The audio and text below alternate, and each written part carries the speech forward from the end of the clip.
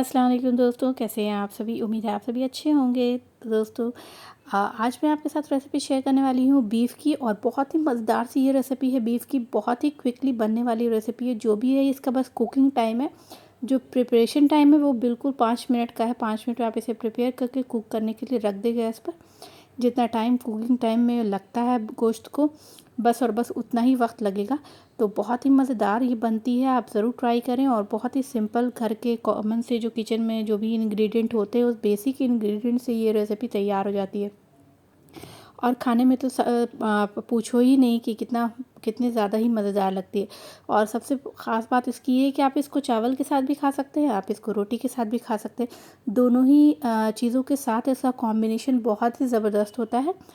तो इस मज़ेदार सी रेसिपी को चलिए आपके साथ शेयर करते हैं और बताते हैं कि मैंने इसे किस तरीके से बनाया है दोस्तों।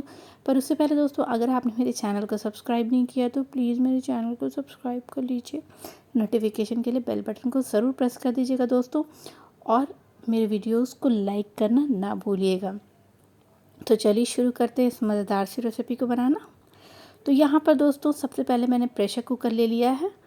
तो चलिए प्रेशर कुकर में अब हम ऐड करते हैं बिस्मिल्लाहिर्रहमानिर्रहीम। यहाँ पर मैंने गोश्त ऐड किया, यानी कि बीफ मैंने शोल्डर का पीस है ये, वो मैंने ऐड किया है इसमें।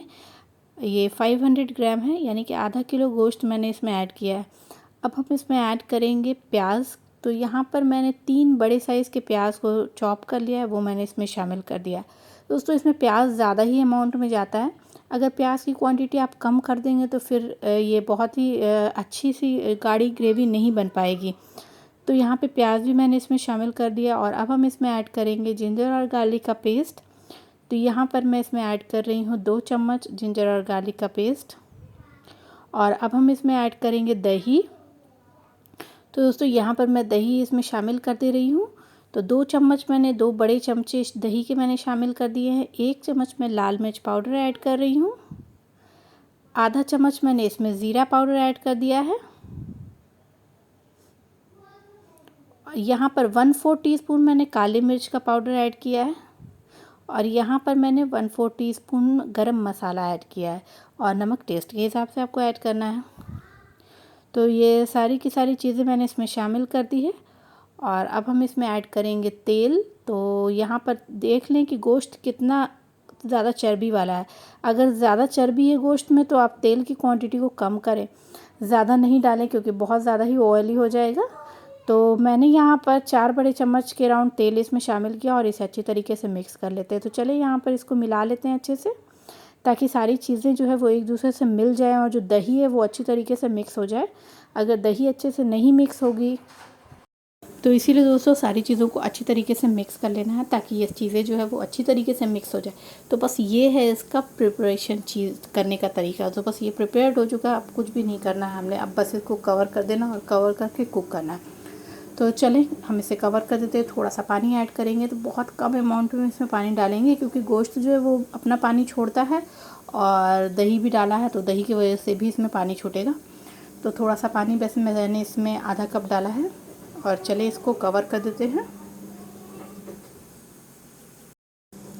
तो बस चलें इसे कवर कर देते हैं और कवर करके इसे 25 मिनट के लिए कुक करेंगे। तो पहले जो 10 मिनट है वो तेज़ आंच पे कुक करेंगे और बाकी के जो मिनट्स हैं वो हम स्लो फ्लेम पर कुक करेंगे, ठीक है। तो चलिए मैंने इसे कुक कर लिया है। ये देखिए यहाँ पे प्रेशर भी इसमें आ चुका है। और जब इसका प्रेशर रिलीज़ हो जाएगा तो फिर हम इसको ओपन करेंगे।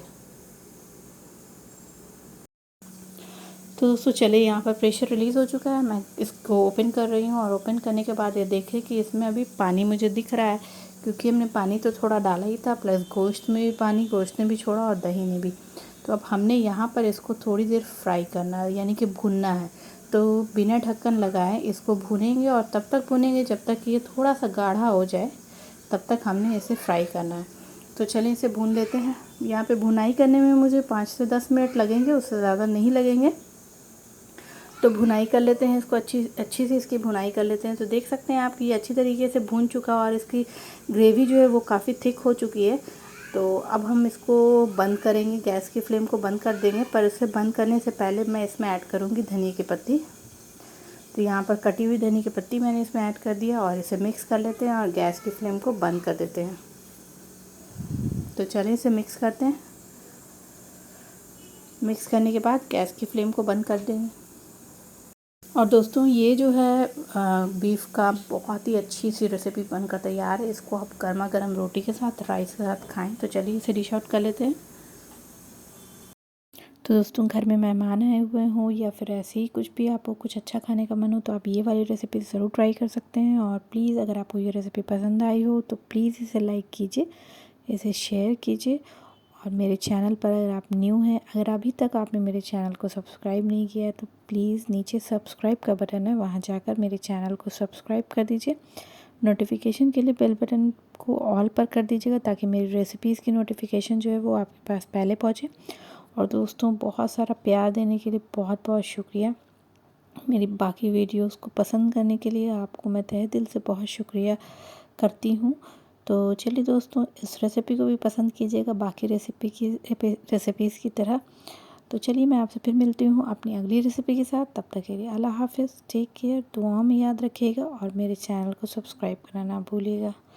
Bye bye.